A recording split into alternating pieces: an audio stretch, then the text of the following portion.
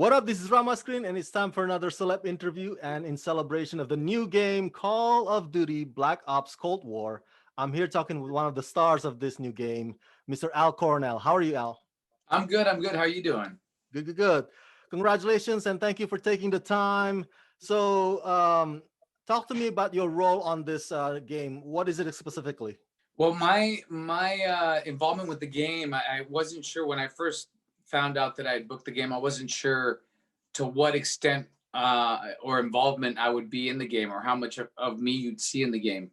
And they ended up scanning my face and my body and utilizing my likeness for one of the characters in the multiplayer and then the zombies version of the game.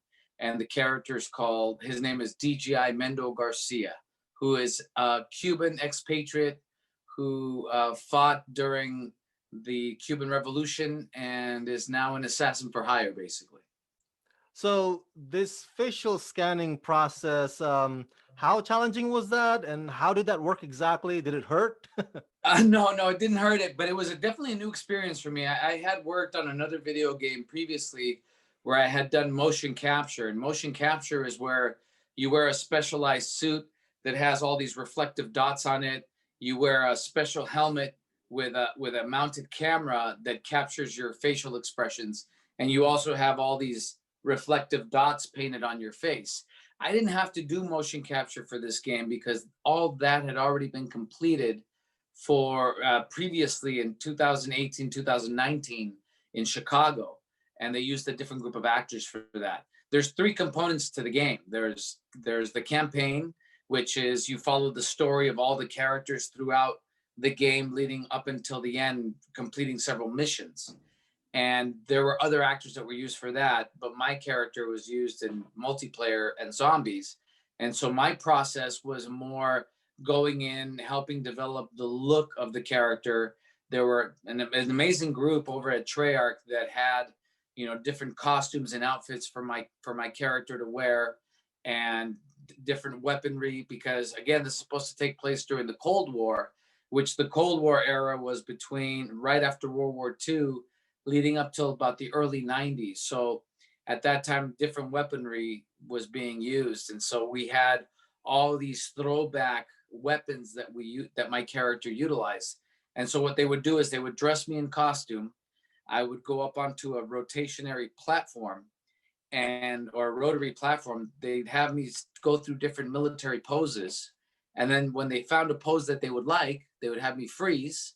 Then they'd take photos, turn me quarter turn, take photos, turn me quarter turn, take photos, until it was a 360 degree. So it was a process. The first was that. Then once they were happy with that, they'd take me to another room where they would do a full body scan. And it was basically a room with about 80 cameras above and below, where I would stand on a box and just stay perfectly still. They'd take pictures of my body. They'd feed all those images into a computer that would then create a 3D image of my entire body, that then the computer could do with whatever it wanted, whatever they programmed it to. After about a week or so of doing the different outfits and the body scanning, the last thing that we did was the facial capture, or the facial scanning. And that basically was very similar to motion capture, because they did put a helmet on me. They did paint some dots on my face, and I had to read certain phrases and sentences off of a board. They wanted to record me saying certain types of phrases that would capture my voice making, or my lips making different syllable and vowels like sounds. So that was an interesting process. And then the scanning, they'd sit me in this dome that looked like a time machine. And it was basically this round dome with many LED lights. And I think somewhere in the neighborhood of about 170 cameras. It was a lot of cameras in this thing. And I would sit there, and they had a screen in front of me that I would have to look at for reference. And they'd show me a picture of a facial expression they wanted me to make. I would make it, hold it, and then you'd hear all the lenses on the cameras open up. Blah, blah, blah, blah, blah, blah, blah. It's like, what is that? He's like, hold perfectly still. Then all of a sudden, the lights would turn off. the lights would come back on, and then everything would start to flash. And it was a series of flashes, and I had to be able to keep my eyes open while holding this facial gesture. The first, I'd say, 20 minutes, I found it extremely difficult to try and keep my eyes open because the flashes were too much. So they were trying to have me focus on this little dot inside the cage, and I still couldn't do it. So I got worried. I thought, am I going to lose this job because I can't keep my eyes open? So what I was able to do is I found a spot on the other side of the studio that I could focus on. There was like a piece of tape on a wall, and I focused on that. And once I did that, I was able to keep my eyes open for the facial scan.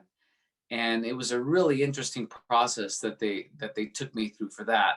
And again, because of the different facial expressions that they had me do, somewhere in the neighborhood of about 150 different facial expressions, they could put that into the computer, and the computer could make my character do and say whatever they wanted to.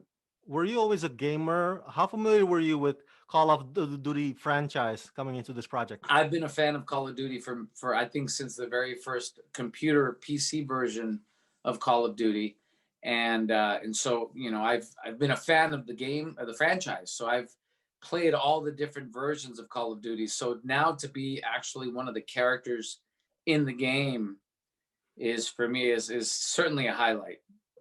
Being a military man yourself, a Marine, thank you for your service, by the way. So My pleasure. with that background that you have, I'm sure you can judge whether or not a military movie or military themed game gets it right in terms of the looks, the jargons, the appearance. So, in your opinion, how much of the depiction of Call of Duty Black Ops Cold War takes creative license, and how much of it do you think is spot on or accurate? They do their best to be as accurate as possible, even in, when you, since it is a first person shooter, when you're looking down the barrel of the weapon on your screen, they try to even keep it real with the type of muzzle flash that a particular weapon will make sure that it's accurate to what the real weapon that they're portraying looks like. Mm. And so they did their homework, certainly, and there were a lot of, obviously for entertainment purposes, there'd be certain things that they tweak, but it was impressed. I was very impressed with how they tried to portray some historical figures within this game, like Ronald Reagan, Alexander Haig. These are some of the people that, when I was in the military, were some of our leaders in the country. So I did serve during the tail end of what we consider to be the Cold War. So I feel like it was definitely real in that respect. And of course, having my military experience was extremely important for me to be able to maneuver and just have that sense of where my body should be and how comfortable I am with the weaponry to make it look as authentic as possible. And I think that was one of the things that it allowed me to bring into the game, some level of authenticity. And we did discuss during this process, no, I wouldn't necessarily hold it like this, or this, I wouldn't wear this particular piece of gear on this part of my body. I'd wear it on this part, and this is why. And so that was very, very beneficial to have that experience for me, knowing how I would carry my gear when I was in the service. So it was extremely important. And I think that I wanted to be as true and authentic as possible, so that, when somebody who is in the military, because when I was overseas, we played tons of video games. And when there were military video games, we would critique it. Did they get it right? Did they get it wrong? And I always had that in the back of my mind, knowing, there's going to be troops, in some corner of the world that are going to be playing this game and are going to either like the fact that it's accurate, or are going to try to pick it apart if it's inaccurate. And I had that in my mind always. All right. As I'm winding down, just fun question. So, having part of this project, did you get a free copy of Call of Duty Black Ops Cold War? And are you planning to also get it for Christmas gift for somebody, probably? I didn't. I went out and got myself a copy. I didn't have any expectations that I would be getting a free copy, so I didn't want to wait around for that because I was really anxious to play. But I went ahead and I bought myself a copy that happens to be a PS5, PlayStation 5 copy, Cool. thinking that I'd be able to get my hands on a PlayStation 5 console.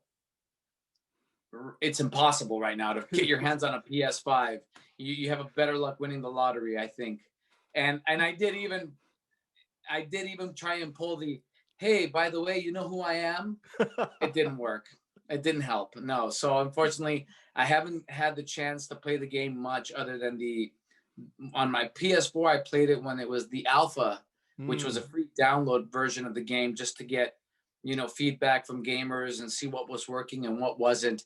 And Treyarch and Activision and Raven have done an amazing job of making little tweaks to the game to make it, flow better for a lot of the gamers out there. And they did listen to the feedback that they were getting, which was great to see. So yeah, no, I haven't gotten myself a full on, immersion copy and been able to just sit there and play for hours. I wish I could. Well, I hope you get to do that soon. And finally, what's next on your horizon? And will you be able to do those projects during this pandemic? The business is picking up. We're staying busy now with auditions. I actually have 2 auditions that I need to record from the comfort of my home because of the pandemic, and send those off. And then in January, I'm going to be flying, or I might actually drive because it's in another state, to Texas to film a movie called Cool. Free Dead or Alive. So we were talking about that. I was talking about that with my wife, and we were talking about, you know, possibly driving so that we wouldn't have to fly. I don't know if you heard on the news, there was somebody who got on a flight recently who, had contracted COVID, had told the airline that they weren't COVID positive, and had a full on attack on the plane, and actually didn't make it at the end of the flight. And so that exposed a lot of people to COVID. And so everybody there, I think right now they're trying to find all the passengers from that flight and let them know. Mm. So things like that, you hear news like that, you're thinking, might be time to drive. But I don't mind. We just got our hands on a new Tesla, so we might take it on a road trip. Everybody, go check out Call of Duty Black Ops Cold War, available in stores everywhere. Al, thank you for talking to me and Oh, thank congratulations. you for having me. Enjoyed it very much.